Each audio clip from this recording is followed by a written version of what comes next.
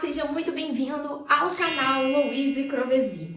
E no vídeo de hoje a gente vai conversar sobre o perigo da automedicação para a microbiota intestinal. Antes de começar, eu já vou deixar um alerta. Não é legal a gente se automedicar. Nós brasileiros temos essa cultura. Então, já fica esse alerta, mas vamos entender qual o impacto da automedicação na modulação intestinal e quão mal isso pode fazer para o nosso corpo. Então, bora lá?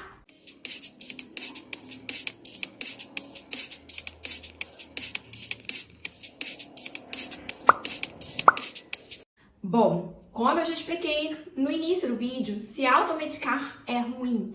A gente precisa ir no médico, investigar o que está causando aquele sintoma que a gente está querendo ali medicar para suprimir ele, para poder fazer o tratamento, o diagnóstico e o tratamento da real causa. Então, por exemplo, uma pessoa que tem enxaqueca e fica tomando analgésico para tratar aquela dor de cabeça, ela não vai descobrir que ela tem enxaqueca e poder tratar a raiz desse problema e se livrar de vez dessa dor de cabeça. Ela vai ficar fazendo só um paliativo porque ela não estudou medicina, ela não entende medicação e por aí vai. Além disso, ela pode trazer vários malefícios à saúde dela, porque todos os medicamentos têm efeitos no nosso corpo que não só ali pontual naquilo que a gente quer melhorar, né?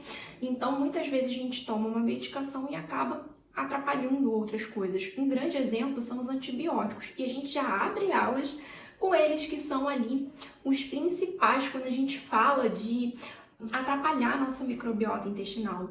Então, quando a gente toma antibiótico, muitas vezes o médico prescreveu porque a pessoa tem uma infecção de cunho bacteriano e que precisa eliminar, e o antibiótico é necessário. Só que ele acaba afetando a nossa microbiota, porque ele vai atacar todas as bactérias do nosso corpo, não só as maléficas, mas também as benéficas. E aí, a gente já imagina que vai ter um impacto negativo na microbiota, com redução da diversidade dessas bactérias, com alteração na função, que pode levar a vários prejuízos, especialmente quem toma antibióticos por períodos prolongados, com grande frequência, né? Antes de os antibióticos serem proibidos de serem comercializados assim, né, para todo mundo, sem uma prescrição médica, as pessoas se expunham muito aos antibióticos e muitas começaram a sofrer um impacto desse excesso de antibiótico terapia.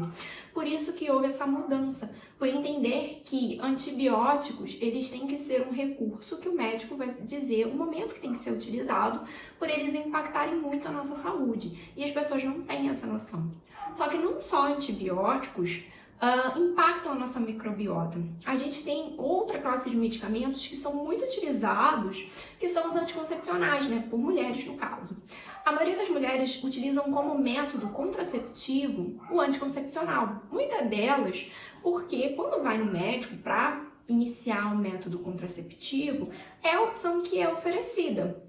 E devido à sua praticidade de ir ali, tomar todo dia, papapá, a mulher acaba topando. Só que hoje a gente sabe que os anticoncepcionais causam uma desbiose na microbiota. Inclusive, há uma alteração no padrão da frequência dessa evacuação que tem essa relação com a modificação da microbiota intestinal. Só que a gente entra aí numa questão, né? Isso é uma escolha da mulher. Ela tem que se informar quais os métodos contraceptivos tem com seu ginecologista, ver qual o melhor para ela ali em curto e longo prazo e aí tomar a decisão. E se esse for o melhor para ela, a gente pode contornar essa situação aí da questão da microbiota, porque ali vai ser um medicamento que ela vai utilizar a longo prazo e a gente precisa contornar essa situação. Nem sempre vai ser indicada a suspensão da medicação. Mas a gente tem vários outros medicamentos, como hipoglicemiantes orais, hipocolesterolemiantes, né? Que vão contribuir com a alteração da microbiota. E no caso desses medicamentos, muitas vezes a pessoa que começa a tomar, ela vai utilizar a longo prazo para o resto da vida, né? Principalmente assim, os hipoglicemiantes orais, né? E aí a gente precisa entender e contornar essa situação, porque vai ser o caso onde a pessoa não vai poder suspender esse medicamento. E a gente vai ter que entender que a gente tem uma exposição diária que essa pessoa tem, né?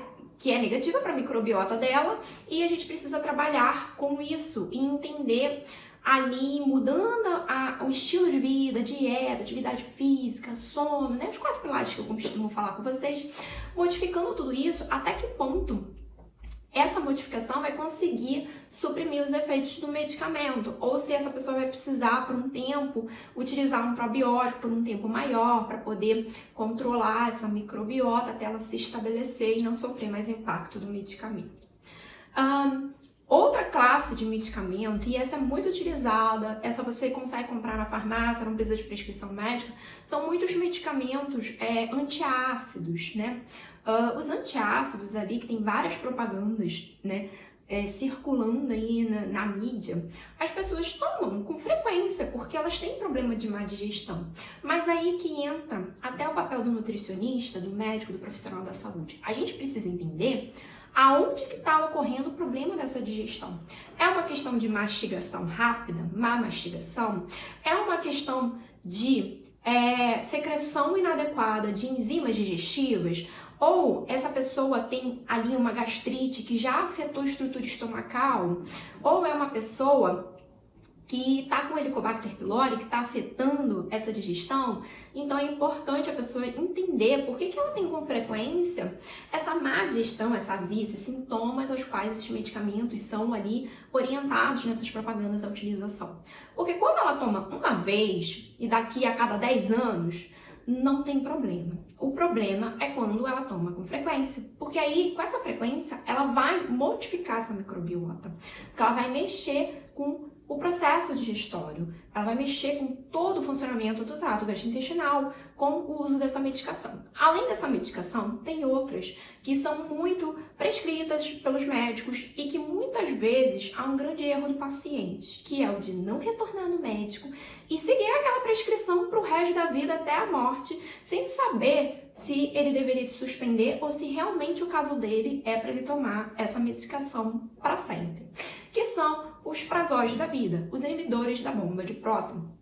Então, eles são amplamente utilizados em vários tratamentos, inclusive de Helicobacter pylori, para tratamentos de má digestão, de gastrite, e as pessoas usam como água. Só que a longo prazo, isso impacta a microbiota intestinal, além de outros efeitos, como, por exemplo, a correlação deles com a demência. Por quê? Porque eles reduzem ali a secreção do ácido clorídrico, consequentemente, há uma redução na absorção da B12, que fica comprometida. E, a longo prazo, a deficiência de B12 estaria correlacionada com a demência. Então, todo o nosso metabolismo, ele funciona de uma forma muito bem coordenada, onde tudo se encaixa. E quando a gente mexe em uma coisinha, pode causar um problema generalizado em partes inimagináveis. Então, é muito importante essa orientação médica. E quando a gente pega um paciente que está tomando uma medicação que até tem a prescrição médica, é sempre importante a gente conversar com o médico para entender qual é a lógica de raciocínio dele, se aquele medicamento a pessoa vai usar a longo prazo, a curto prazo, para o resto da vida, para a gente considerar isso na nossa intervenção. Porque se o paciente está fazendo automedicação, a gente, como profissional da saúde, tem o dever de explicar que não é algo adequado que ele está fazendo, que ele precisa parar, explicar os malefícios, explicar que o medicamento ali, que aparentemente não tem efeito colateral, ele pode estar modificando o metabolismo dele e causando problemas que ele vai ver daqui a alguns anos e que ele precisa ter sempre o acompanhamento do médico dele para dizer o momento de iniciar, o momento de parar e dar essas coordenadas a ele, né? Isso também muitas vezes acontece com pacientes que saem da prescrição do nutricionista e o que ele faz? Ele segue aquilo ali até a morte. E às vezes é algo pontual para aquele momento e que depois que tudo melhorar, por exemplo, vitaminas e minerais que a gente está suplementando, depois que equilibrar não precisa mais e a pessoa continua tomando. E aí eu já deixo até um alerta para você, Nutri, que prescreve manipulados, né? Sempre colocar na sua receita um recadinho assim para o farmacêutico. Favor não repetir a receita. Por quê? A receita, geralmente, quando ela vai para manipulação, eles colocam ali que ela foi feita, a data e tudo mais, para ter esse controle. Fica registrado. E se o paciente retorna naquela mesma farmácia, vai estar o registro que foi feito. E tendo essa mensagem, espera-se que a pessoa não repita. Pode ocorrer de repetir, sim, mas na maioria das vezes não ocorre. E quando a pessoa, a farmácia anota isso na própria receita que foi feita, se ele levar em outras farmácias, ele não consegue manipular, porque está ali registrado que já foi feito e tem essa informação do nutricionista. Então é um respaldo, porque se ele tem uma receita e se der algum problema e ele falar nutricionista me prescreveu, é o seu carimbo, é a sua responsabilidade. Então a gente também precisa se respaldar, uma vez que a gente vive em uma sociedade onde as pessoas se automedicam e a gente precisa saber como nos prevenir de problemas futuros. Então, sempre eduque os seus pacientes com relação à automedicação, os perigos, por mais óbvio que pareça, muitas pessoas não ligam para isso e fazem automedicação. Então é sempre importante a gente reforçar. E também nos respaldar nesse sentido quando a gente fizer uma prescrição, para que o paciente não fique seguindo aquilo ali para o resto da vida, sendo que não há necessidade. Bom, eu espero que vocês tenham gostado desse vídeo e que esse vídeo sirva aí como um alerta para a gente poder levantar essa bandeira de que a automedicação não é legal e que as pessoas precisam mudar essa cultura. Quem sabe prescrever a medicação, quem entende de medicação é o médico e o farmacêutico. Quem não é isso, não tem por que ficar se prescrevendo medicação, tomando o que acha que tem que tomar. Procura um médico, procura um profissional para entender o que está acontecendo e o que tem que tomar.